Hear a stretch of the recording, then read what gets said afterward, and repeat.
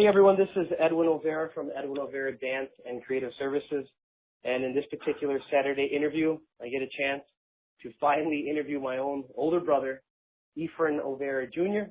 He is currently the man, the head honcho, the supreme ruler of the BOF Movement, Inc., which is a nonprofit organization that was originally started by my second oldest brother named Frankie Olvera, who died less than 6 years ago from a rare and aggressive form of cancer. And what's so amazing about the fact that I get to interview my brother is the simple fact that he has been spearheading this whole movement with the BOF.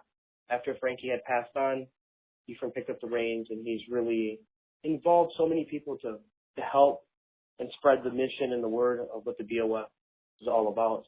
Most of you don't know this, but when growing up with Efren, he's a hell of an artist, really good at drawing, and I believe you won an award in high school. And we both grew up, as you know, in Green Bay, Wisconsin. We originally started in Chicago growing up, and then our parents moved us up to Green Bay, and since then our life has changed. And the BOF movement is based in Green Bay because this is something that Frankie wished, and it's also majority of people are helping support what Efren's doing. So I guess, Efren, let's begin just quickly, with our upbringing, through your point of view. What are some early signs that you noticed for yourself that you would be, for example, either leading a group of people, getting into this nonprofit type stuff? Well, to be honest with you, in the beginning, I was always in roles where I had to be put as a leader for things, whether it be at my job or in school, in groups that I joined in the past. I've always had that leadership role. BOF, or Birds of a Feather, originally starting with Frankie, like you mentioned, sort of fell in my lap. And I knew that at that time, I really had the time to be able to make it something more than what it originally started with, or to complete his dreams, in a sense, make it progress, and become what it is today. So I've always had that ability to be able to take things and just make them grow, I guess, is the best way I can explain. Yeah, that's wonderful. I mean, we both know we went through the whole tragedy of seeing our brother pass. But I remember in the very beginning when you and I were sitting down, because most people don't know this, but there were moments where you and I, would sit down and literally look at some of this original paperwork type stuff, like, oh my God, how is it going to become a nonprofit?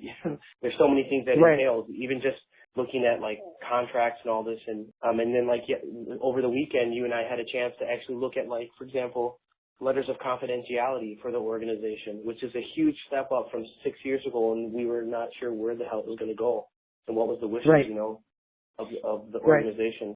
In the beginning, because you, again, have been running quite a bit and your team of people in Green Bay, what were some of your, original events that you guys hosted or participated in? If you can kind of recall, just like what happened in 2010, maybe 2011, and going forward. Sure. We've been actually doing events since 2010 is when we first did our events here. But keeping in mind that Frankie had done his events in Chicago under the Birds of a Feather group for 2 to 3 years, he had events going on that he had done. When we started here in 2010 was really right after Frankie passed away. And we had our first benefit. Actually, it was actually before Frankie passed away, we had our first benefit.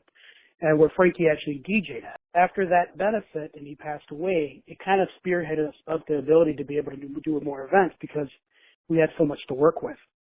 Since then, we continued doing the Remember Me benefits, or cancer benefit, in 2010, 2011, have been going on since. We've also done art gallery shows, showcasing some of Frankie's artwork, as well as other artists from the BOF movement that have collaborated in different art pieces. A couple of big cancer benefits in the Chicago area, and also, other events of avenues we've worked with, like, poker tournaments. We've done, cookouts, just different things to kind of get the word out there what the BOF movement is doing, and the ability to work with other artists and dancers and bands, DJs. All types of forms of art, basically. In a sense, a lot of these events that were being presented were portions of Frankie's lifestyle, there were... Yeah, very much so. And I think that's what makes it so appealing, because he was such a person who dabbled into so many different forms of art form and entertainment that when you see these events that are being hosted, whether in Green Bay or Chicago, I mean, they're over the top sometimes, you know? They are. like a really motorcycle ride. Yeah, of course. It was really his lifestyle, and a wider range of people that he was hanging out with or hung out with. Right. I was mentioning just briefly about how, you know, these motorcycle rides, because Frankie had a motorcycle. He had a vintage Harley, which is, believe it or not, it's still not even functioning for so many years.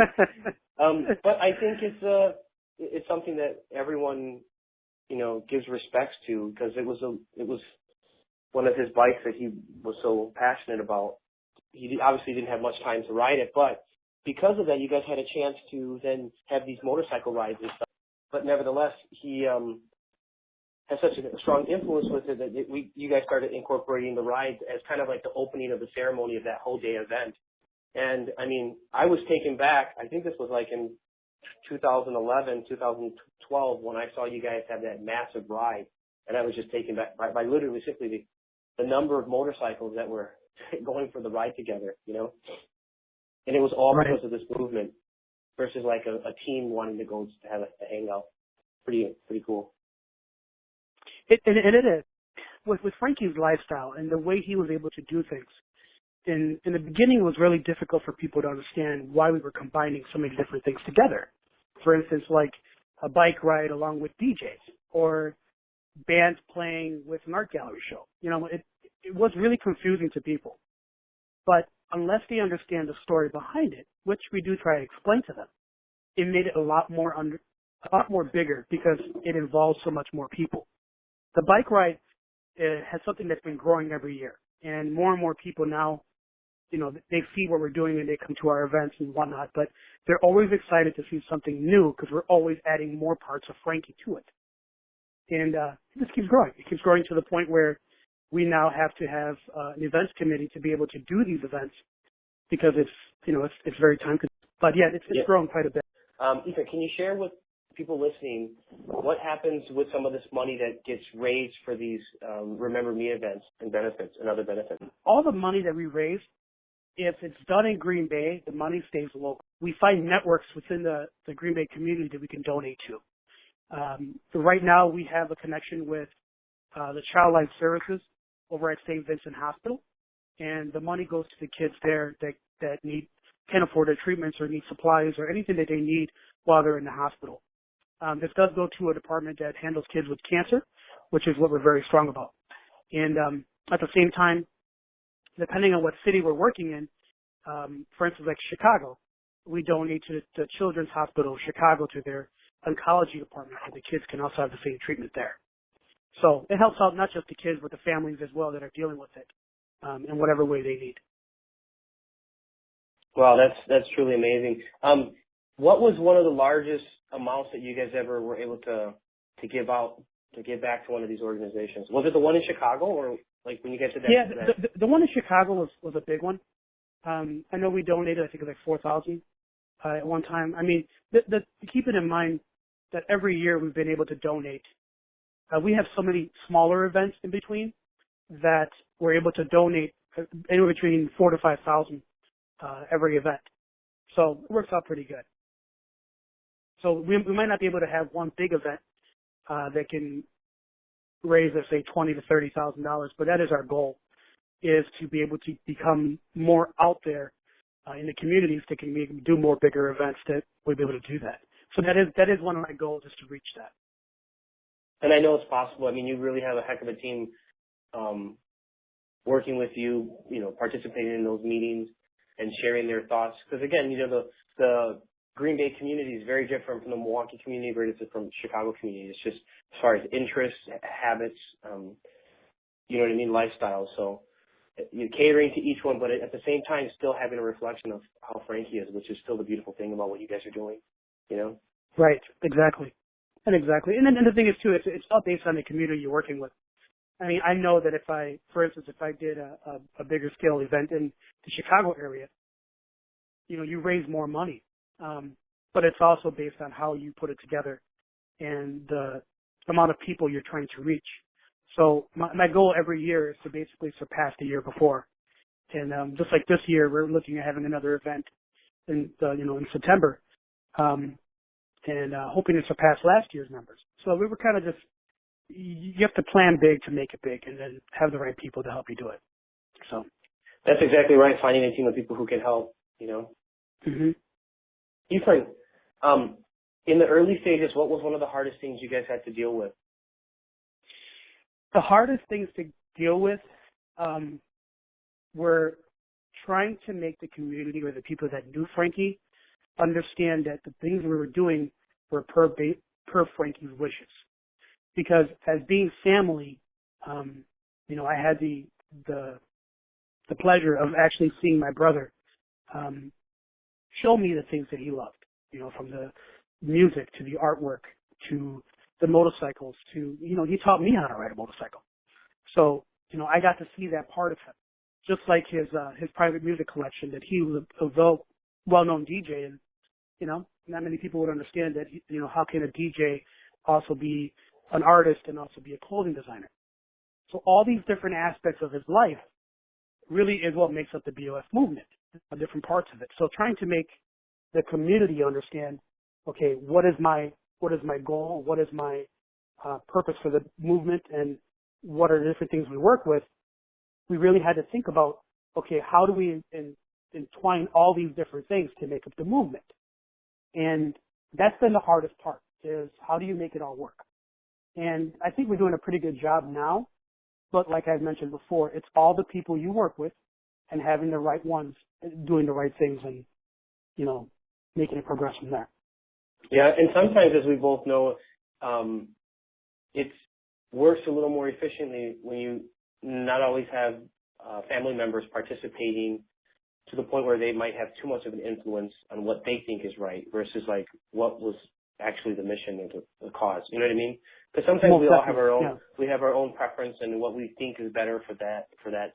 You know, we all like to, at certain points in our life, like to make adjustments and, I think it's better this way, or maybe I'll do a little more painting that color. You know what I mean? And sometimes it's nice to say, I don't have any bias against what we're doing here. Let's make this mission come to life, no matter what it takes. You know? Yeah, especially if we stick to what our main goal is, and that goal is to be able to raise money and provide, you know, funds for families and children that can't afford their treatments or need things while they're dealing with cancer. That is our goal. And the ability for us to be able to work with artists and musicians and, you know, entertainers and, you know, anywhere from club owners to you name it, every aspect of the community. As long as I keep those main focus and our mission there, it's always going to go in the right direction. And that's the main thing, you know, I just have to keep focused on what our mission is and go from there. You know, you were talking earlier about the clothing line, and, you know, most people might not even know this, but that Frankie was working on a brand, I think it was called Escuche. And, yes, and he had some really amazing, you know, images. They were simple and effective. And, obviously they weren't able to come to life, but now that we're reconsidering that, you know, putting it on the table, I look forward to seeing how it's going to play out. I will say personally, as your brother and also somebody who's been following what's been going on, just even seeing some of the prints and things that you've created as a group for apparel is pretty amazing, whether it's the T-shirts or the jackets with the emblems on it. I mean, bandanas. I mean, there was more. I think jewelry, there was a little jewelry that was involved for a bit. That's the best part about this, is that it's endless, because we have the ability to use the three birds that Frankie created, as well as, you know, the idea behind it, which really the birds represent me, you, and our other brother Robert. Those three birds have become a brand that Frankie was looking for, and from that, everything else that he has done also becomes its own logo, which is really nice. From his skateboard line, Paper Chaser, that he wanted to create, to his music label, you know, Freaky Frankie Music, to, you know, his everything, really. It can all be done within its own label and its own production from there. So I'm looking forward to having people work with me to be able to get that all out there. I'm hoping by next year, our goal will be to get the clothing line all set up within the three different categories: the skateboard line, the Remember Me, as well as the Birds of a Feather line. Yeah, because there's each one of those different. What are those different? Each one of those logos, they're so different. It's like Yes, a whole they are. other entity in themselves. So you're right on exactly what you're saying there. So this is wonderful. No, what I was going to say is that everything that we sell that's based on Frankie or his dreams or anything that he had wished to get together, all the money that we raise stays within the BLF movement and then gets donated to our local community. So it isn't something that we're making a profit on. It all helps us keep on going as the BLF movement. It also helps donate to the people that need it. This has just given us an ability to be able to find other ways for us to be, to make more for our company. So yeah, that's something that people have to understand. Yeah, people also have to understand, because, I run my own small business, is that sometimes, you got to pay your costs, you got to pay for You sure do.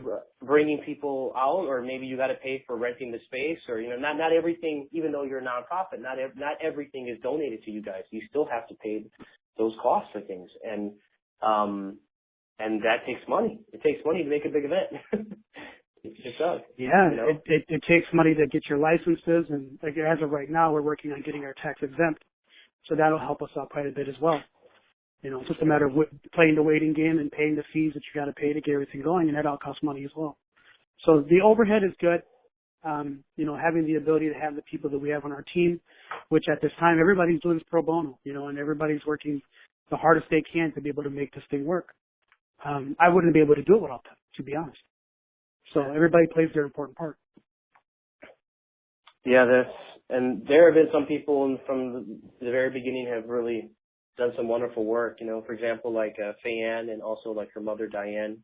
I see every time when I'm participating in one of those BOF things, I look at the end of the night like who's still helping out, and those are two people for sure who always put a lot of effort and time. I mean, there are more that I personally don't know, and it's just because I don't live in Green Bay and I'm not 100% always participating.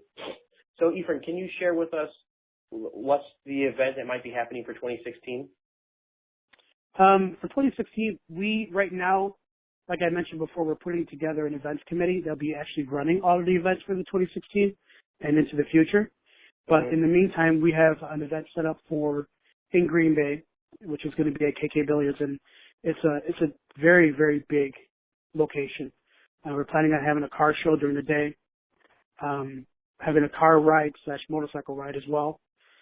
We have a pool tournament that's going on during the day as well, which is going to be held by the pool hall we're having this at. We have bands playing in the afternoon, as well as DJs and a couple of headliners that are coming in from Chicago. So it's going to be a good event, between all the raffle items and everything we have that we sell at these events. It usually comes out to be a really good event. So I'm excited for it. Yeah, normally these events are held in the late summer, and this one might be in the early fall. So people have to keep a look on it. What are some ways? Oh, go ahead, Efren. Yeah, the thing is that we wanted to keep it more in the Childhood Cancer Awareness Month, which is September, because it kind of fits more for what we're doing. We get more support that way as well. We were doing it more in July in the past, but one thing we ran into is that there were too many things happening in the July month. So as a business, you have to look at, what is going on around you to see when the best time to implement an event or anything you have going on. So since I've been doing this now for the last 7 years, you learn your do's and don'ts of what to do and how to move things around. So you have to be flexible for what works for you. If you were calling, say, a call to action for people in the Green Bay community wanting to give a hand or help, what type of people are you kind of looking for? I'm always looking for people who have the ability to bring something to the BLF movement, whether it be, being able to, DJ for us for one of our events, bands, performers. We are always willing to work with anybody who's willing to work with us. And, just donating their time for us to help with getting donations, getting raffle items.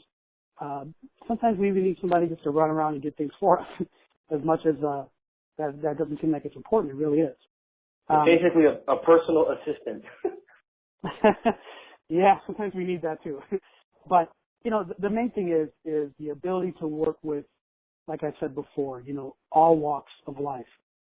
Anything from, like I said, a dancer to a singer to a guitar player to whatever. We love all forms of art, because that was something Frankie was very into, and that always opens up more doors for us to collaborate with other people. What we were just talking about was, how you were able to involve this artist named Cab to do this beautiful time-lapse watercoloring of portrait of Frankie, which was, when I saw it, it's like he came back to life. It was so damn amazing, effective, and just real. Like, it was real. It was the weirdest thing ever. If you could share with us how you got her to participate. One day I was online looking at different artists. I myself, being an artist too, I love collaborating with other artists and finding ways that we can, raise more money for the BOS movement through art and music. And she has this way of being able to make art while she's listening to music and puts it together in time lapse.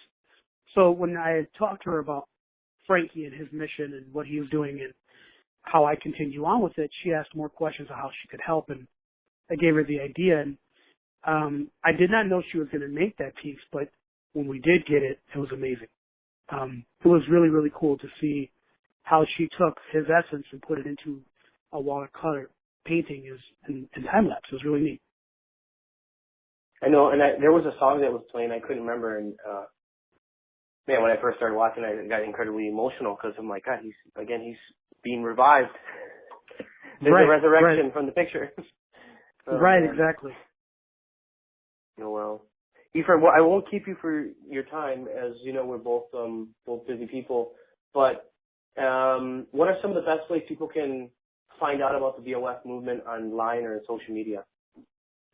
We are actually in the process of redoing our website, but the website is going to be www.bofmovement at pagecloud.com, and that site will be up and running by March 10th. Will be our site relaunch. People can donate to us on through Facebook as well as our PayPal account. We do have a Facebook account and a Twitter account as well, and a YouTube account. So there's different ways to get in contact with the BOF movement. Got it. I'll make sure to incorporate all those links and everything at the end of this video. Now, this is our audio version of an interview. I'm going to make sure that as we get closer to some of these other events that we do live on, so people can see you in action, hear you about what you're doing, maybe feature some other artists who have been participating in the BOF over these last 7 years. And it could be like a group collaboration in Powell. We can all share stories of what makes the BOF so damn special for this Midwest region. It really is changing people's lives, and I see it, and I know that you're doing something right, Efren, because when I look at those photos, the group photos of you and the team at those organizations like the hospitals, and there's a big smile on the face because they're receiving that check for those students, or maybe for their kids. It's just amazing, man. You guys are doing a great thing. Yeah. Yeah, I honestly, I don't think I would do it or spend as much time as I do on it if I didn't believe in what it stands for.